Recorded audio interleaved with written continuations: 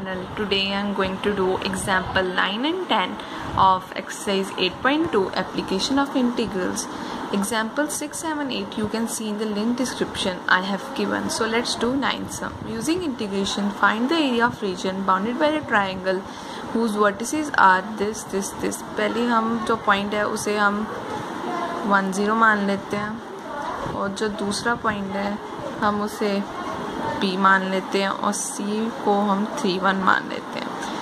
ठीक है, तो हम ये पॉइंट्स के साथ हम ग्राफ ड्रॉ करते हैं. रफ ग्राफ उन्होंने क्या बोला है 1 0 1 0 तो कहीं यहाँ पर ही आएगा, इसे हम 1 0 मान लेते हैं और इस पॉइंट को हम A मान लेते हैं.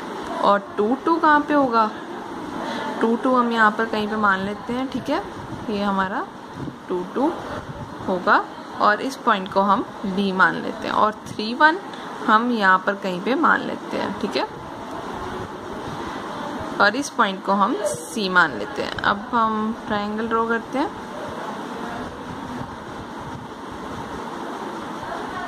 ठीक है, ये हमने ट्रायंगल ड्रॉ कर दिया. तो उन्होंने क्या बोला area reason bounded by the triangle, इसका मतलब हमने ये एरिया निकालना है. तो यहाँ से हम परपेंडिकुलर ड्रॉ करते हैं, यहाँ से भी हम परपेंडिकुलर ड्रॉ करते हैं. तो अब हम ये एरिया कैसे निकालेंगे ये मैं आपको बताती हूँ. इसे हम D मानेंगे, इसे हम E मानेंगे. ठीक है, तो अब हम ये एरिया कैसे निकालेंगे. ठीक है, area equals to area of triangle ABD plus area of trapezium BDEC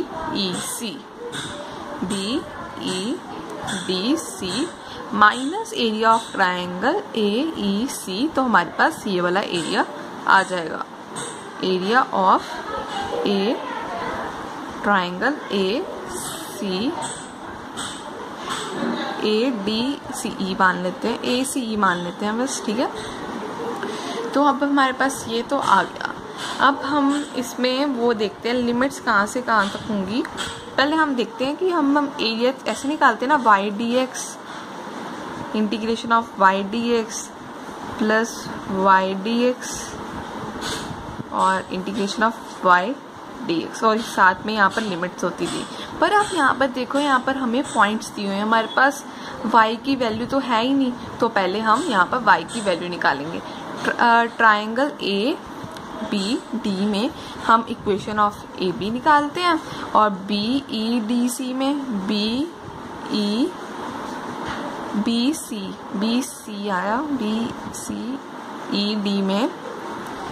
BCED में हम BC की इक्वेशन निकालेंगे और ACE में हम AC की इक्वेशन निकालेंगे. फिर हमारे पास y की वैल्यू आ जाएगी तो हम इसमें पुट कर पाएंगे. ठीक है, पहले हम इक्वेशन ऑफ AB निकालते हैं. ठीक है, इक्वेशन ऑफ AB. ठीक है, A के पॉइंट्स हमारे पास क्या है 1 0 और B के क्या हमारे पास 2 2. ये है हमारे पास x1 y1, ये है हमारे पास x2 y2. तो अब हमारे पास इक्वेशन का फॉर्मूला क्या होता है y minus y1 equals to y2 minus y1 upon x2 minus x1 फिर ब्रैकेट के बाद x माइनस x1.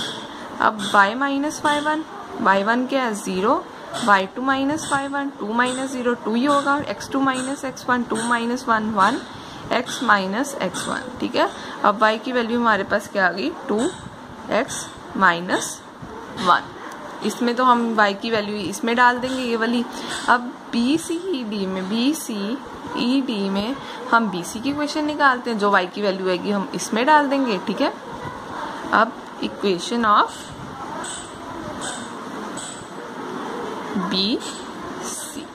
अब B की हमारे पास पॉइंट्स क्या थे 2 2 और C के क्या थे 3 1 और इसे हम x1 मान लेते हैं, इसे हम y1, इसे x2 और इसे y2. y माइनस y1 क्या हमारे पास 2, y2 minus y1 minus 1, x2 minus x1 1 और x माइनस x1 ये 2, y minus 2 minus x minus अंदर ले जाते हैं, +2 और ये 2 को हम यहाँ बाहर ले आएंगे तो क्या बन जाएगा, -x + 4। ये हमारी किसकी आ गई, इक्वेशन ऑफ BC। अब AC में हम इक्वेशन निकालेंगे, CA की इक्वेशन फिर हम, ठीक है। अब हम निकालते हैं इक्वेशन ऑफ CA।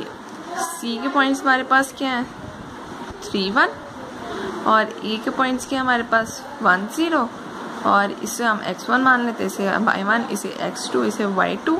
फिर हम वो फॉर्मूला लगाएंगे, y माइनस y1 क्या है 1, x2 माइनस x1 -1, ये -2 आ गया, x -3, ये आ गया y -1, 1/2 x -3, ठीक है।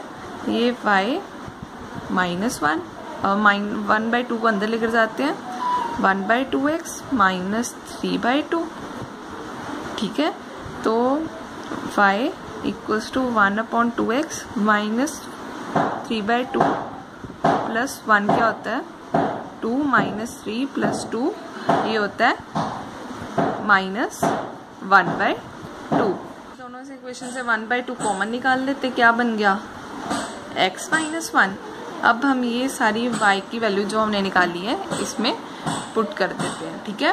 तो पुट करते हैं। अब पहला क्या हमने निकाला था 2x -1, तो यहाँ पर पुट कर देते हैं 2x -1 dx और सेकेंड हमने इक्वेशन क्या निकाली थी -x + 4, ये पुट कर देते हैं 4 - x dx और ये माइनस था और ये हमने ये वाली निकाली है x -1/2 dx। तो अब हमारा ABD में हमारी लिमिट्स कहाँ से होंगी 1 to 2, ठीक है। तो अब हम यहाँ पर पुट कर देते हैं 1 to 2 और अब हमारी लिमिट्स BCED में लिमिट्स कहाँ से होंगी 2 to 3, तो यहाँ पर पुट कर देते हैं 2 to 3 और ACE में हमारी लिमिट्स कहाँ से होंगी ACE में 1 to 3। तो अब मैं इसको भी अलग सॉल्व करूंगी, इसे भी अलग सॉल्व करूंगी, इसे भी अलग सॉल्व कर दूंगी नेक्स्ट पेज पे। इस इक्वेशन को सॉल्व करने जा रही हूँ क्योंकि अगर तीनों को इकट्ठे कर देंगे तो आपके आंसर गलत होने के बहुत सारे चांसेस हो जाते हैं, इसलिए पहले मैं इसको सॉल्व कर रही हूँ। पहली हमारे पास स्टेटमेंट क्या है, लिमिट 1 to 2 2x -1। अब मैं इसकी इंटीग्रेशन करती हूँ, 2 हम बाहर ले लेते हैं और x की इंटीग्रेशन क्या होगी x² और 1 की इंटीग्रेशन क्या होगी x और लिमिट्स हमारी क्या है 1 to 2। अब हम करेंगे upper limit minus lower limit. 2 तो हमारा बाहर था, अगर हम x की जगह 2 पुट करेंगे तो 2 का स्क्वायर क्या होगा 4, 4/2 क्या होगा 2 -2, अगर x की जगह यहाँ पर पुट करेंगे -2 माइनस लोअर लिमिट। अब यहाँ पर x की जगह 1 पुट करेंगे, x की जगह हमने 1 पुट किया तो आ गया 1/2। अगर मैंने यहाँ पर x की जगह 1 पुट किया -1 तो यहाँ पर आ गया, ये तो सारा 0 हो गया, ठीक है। 2 तो इसके साथ भी मल्टीप्लाई होगा ना, ठीक है ना 2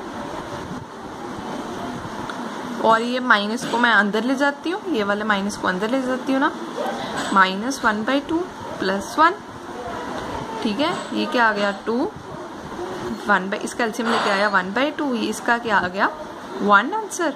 अब मैं इसे सॉल्व करती हूँ, ठीक है।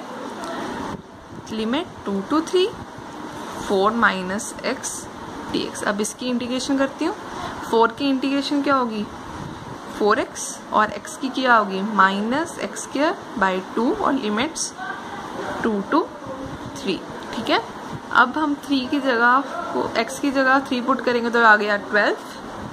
अगर मैंने x की जगह यहाँ पर 3 पुट किया, ये आ गया -9/2 माइनस लोअर लिमिट। अब 2 की जगह x की जगह हमने 2 पुट करना तो आ गया 8। अगर x की जगह मैंने यहाँ पर 2 पुट किया, आ गया 4/2 -4/2, इसकी 2 के साथ कटिंग होगी, ठीक है। तो इसका एलसीएम लिया आ गया 24 - 9 -6, ठीक है। 24 - 9 क्या होता है 15/2 -6, ठीक है। ये आ गया एलसीएम, हम लेते हैं 2 का 2 के साथ एलसीएम, 15 - 12, इसका क्या आ गया 3/2। अब हम इसको सॉल्व करेंगे, ठीक है। इसे अब हम सॉल्व करते हैं। क्या थी स्टेटमेंट, इसे इस चीज को, ठीक है। x - 1/2 और लिमिट्स थी हमारी 1 to 3, ठीक है। तो अब हम 1/2 को बाहर ले आते हैं और x की इंटीग्रेशन क्या होगी x² 2 और 1 की क्या होगी x और लिमिट्स क्या होगी हमारी 1 to 3। अब हमने x की जगह क्या पुट करना है 3 का स्क्वायर 9/2 और इसकी जगह भी 3 पुट करना है -3 माइनस लोअर लिमिट, अगर यहाँ पर x की जगह 1 पुट करना है 1/2 -1, ठीक है। ये आ गया 1/2। अगर मैंने इसका एलसीएम लिया तो हमारे पास आ जाएगा 3/2 और ये आ जाएगा -1/2 माइनस माइनस क्या हो जाएंगे प्लस, ये आ जाएगा +1/2, ठीक है। तो ये आ गया 1/2, इन दोनों को प्लस किया तो आ गया 4/2, ठीक है। ये 4/4 क्या हो जाएगा 1, ठीक है। तो हमारे पास क्या आया था एक 1 + 3/2, ये 1 - 1, ये दोनों तो कट के हमारे पास आंसर क्या आ गया 3/2 square units is the answer. Find the area of region enclosed between 2 circles. एक हमें सर्कल की इक्वेशन ये दी हुई है और एक सर्कल की हमें ये वाली इक्वेशन दी हुई है। जो इन सर्कल्स के बीच में कॉमन एरिया होगा हमने वो एरिया निकालना है। अब आपको पता है सर्कल की इक्वेशन हमारे पास क्या होती है x - a का whole square plus y - b का whole square equals to r²।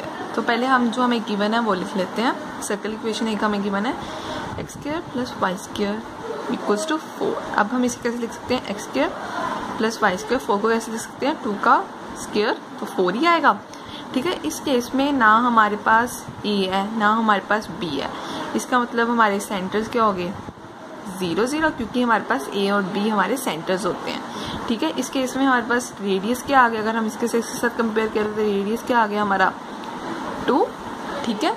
तो अब हम इसका रफ स्केच ड्रॉ करते हैं। पहले मैं इसका भी निकाल ही लेती हूँ फिर इकट्ठे करेंगे, ठीक है। तो आगे एक हमें इक्वेशन क्या दी हुई है x - 2 का स्क्वायर प्लस y का स्क्वायर इक्वल्स टू 4, ठीक है। अगर मैं -a को -2 के साथ कंपेयर करूँ, मेरी a की एक वैल्यू क्या आ गई -2, अगर -b यहाँ पर तो कुछ है नहीं, इसका मतलब b क्या है 0। a और b हमारे सेंटर्स होते हैं, इसका मतलब हमारे पास सेंटर्स क्या आ गया -2 and 0।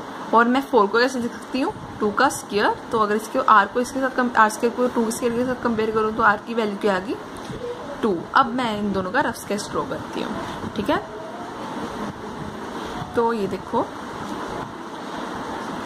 अब है सेंटर हमारे पास है 0 0 और रेडियस हम 2 यहाँ पर कहीं ले लेते हैं, ठीक है। तो मैं सर्कल ड्रॉ करती हूँ। तो इस पॉइंट को रेडियस 2 है, तो इसका मतलब ये पॉइंट क्या होगा 2 0। अब उन्होंने यहाँ पर सेकंड इक्वेशन क्या है सेंटर है 2 and 0। सॉरी, अगर मैंने -a को -2 के साथ कंपेयर किया तो +2 ही आएगा ना, मैंने गलती से -2 लिख दिया, ठीक है। तो आगे उन्होंने क्या बोला सेंटर 2 0 है और रेडियस हमारा 2, तो ऐसे हम सर्कल ड्रॉ करते हैं, ठीक है। उन्होंने क्या बोला रेडियस देख लो हमारा 2 है और सेंटर क्या है हमारा 2 0, तो आ रहा है। तो इन दोनों के बीच में हमारा कॉमन एरिया कौन सा आ रहा है ये वाला और ये वाला, इसका मतलब हमने ये एरिया निकालना है। तो यहाँ से हम एक लाइन ड्रॉ कर लेते हैं, इस पॉइंट को हम O मान लेते हैं, इसे हम A मान लेते हैं, इसे हम D मान लेते हैं और इसे हम C मान लेते हैं, ये 2 है, ठीक है। तो अब हम देखते हैं क्या करना है। अब हमने ये वाला एरिया कैसे निकालेंगे, ये वाला हम एरिया निकाल लेंगे और 2 टाइम्स कर देंगे तो हमारा ये वाला भी एरिया आ जाएगा, ठीक है। तो अब हम ये एरिया कैसे निकालेंगे, देखो एरिया इक्वल्स टू 2 टाइम्स, क्योंकि ये वाला एरिया भी तो हमने निकालना है इसलिए हमने 2 टाइम्स किया, और area of triangle OAD plus area of triangle DCDAC। ठीक है, तो आप देख लो OAD की हमारी लिमिट्स होंगी 0 to D, तो पॉइंट हमारे पास है ही नहीं है। और सॉरी, पहले हमारी OAD में हमारी लिमिट्स होंगी 0 to A, तो A पॉइंट तो हमारे पास है ही नहीं है। और DAC में हमारी लिमिट्स कहाँ से होंगी? A to C। A point तो हमारे पास है ही नहीं है।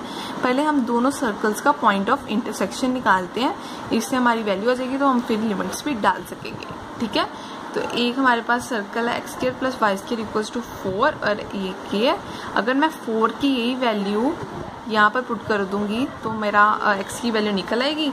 ठीक है, तो हम निकालते हैं x² + y²।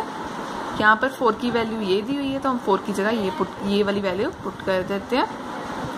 x - 2 का स्क्वायर प्लस y का स्क्वायर। ठीक है, x² + y²। अब हम इसे ब्रैकेट को खोलते हैं, a² + b² माइनस 4x आ जाएगा प्लस y²। ये x² कट गया, ये y² कट गया, माइनस 4x। 4 को उधर लगाऊंगी तो -4 हो जाएगा। x की वैल्यू क्या आ गई हमारे पास? 1। अब x की वैल्यू 1 को मैं यहाँ पर पुट करती हूँ, क्या आ जाएगा? 1 + y² = 4, y² = 3। y की वैल्यू क्या आ गई? ±√3, पर हम प्लस को ही लेंगे क्योंकि ये हमारा फर्स्ट क्वाड्रेंट आ रहा है, तो हमारी एक x की वैल्यू क्या हमने लेनी है? xy की 1 and √3। ठीक है, ये वैल्यू आ गई 1 and √3। ठीक है, तो अब हम देखते हैं OAD में लिमिट्स क्या होंगी? 0 to 1। और आप देख सकते हो कि OAD में हमारा कौन सा सर्कल आ रहा है? ये वाला। तो यहाँ से हम y की वैल्यू निकालते हैं, क्या आएगी? 2 का इसकी y की वैल्यू आएगी 2 का स्क्वायर माइनस x - 2 का स्क्वायर। यहाँ से हमने y की वैल्यू निकाली है। और ADC में हमारी लिमिट्स कहाँ से आएगी? 1 to 2। ठीक है, और यहाँ से हमारी y की वैल्यू क्या आएगी? यहाँ से हम निकालते हैं वैसे ही 4 - x²। यहाँ से y की वैल्यू क्या आ गई? 2² माइनस x²। ये हमारी आ गई √2² माइनस x²। इसको सॉल्व करूंगी, फिर इसे सॉल्व करूंगी, ऐसे बहुत लंबा हो जाएगा अगर मैं इकट्ठा कर लूंगी। 2 इसके साथ भी मल्टीप्लाई होगा, 2 इसके साथ भी मल्टीप्लाई होगा। ठीक है ना, और 2 आपको पता है कि √a² माइनस x² का फॉर्मूला क्या होता है? a/2 a² minus x²। ठीक है ना, plus a² upon 2 sine inverse x/a। यहाँ पे लिखा नहीं गया। ठीक है, तो अब हम यहाँ पर वैसे ही करते हैं। x क्या हमारे पास?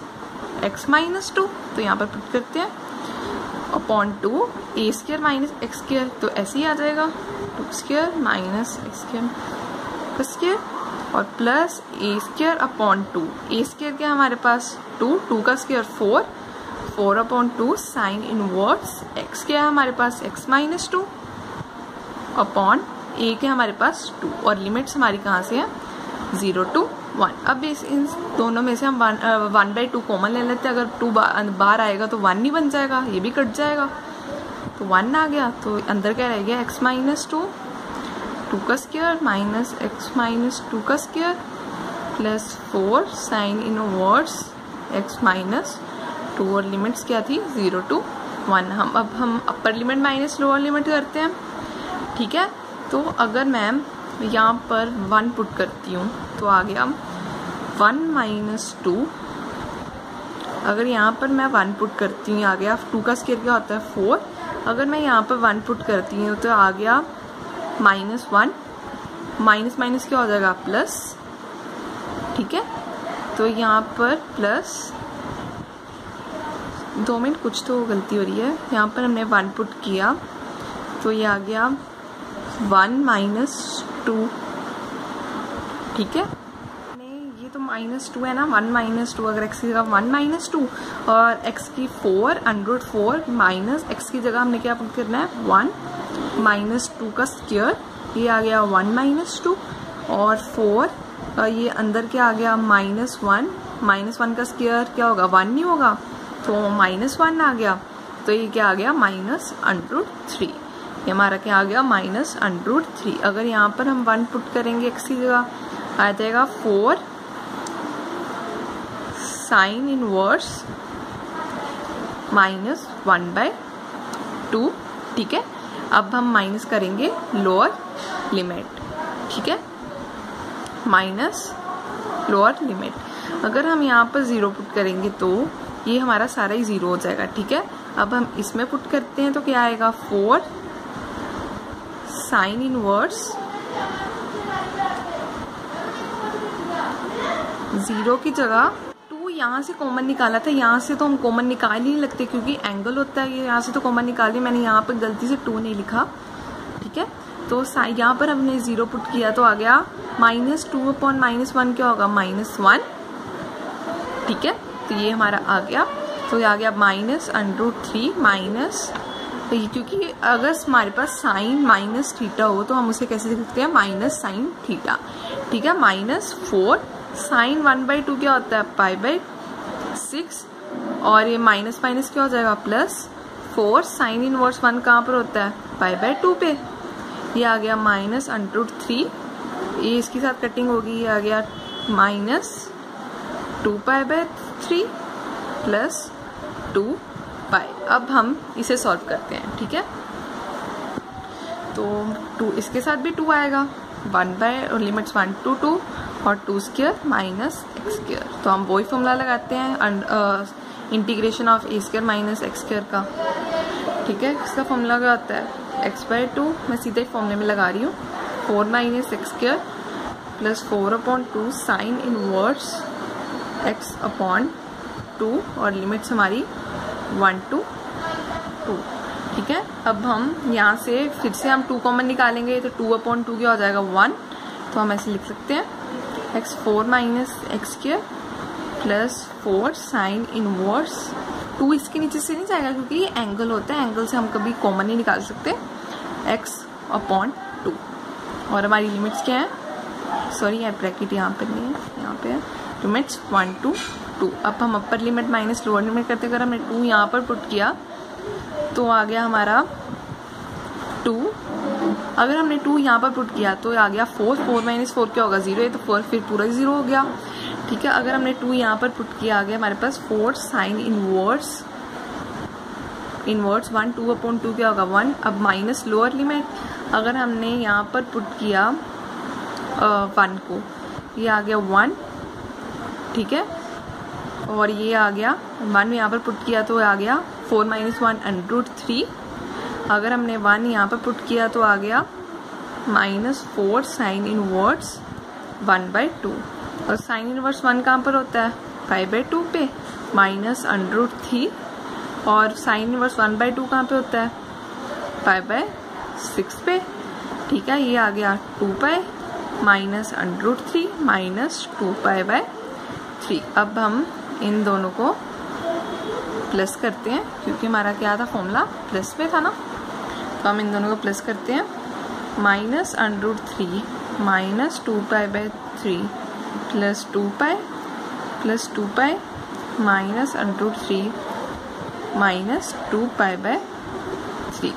अगर हम इसे सॉल्व करेंगे तो हमारा आंसर आ जाएगा 8π/3 -2√3 square units is the answer.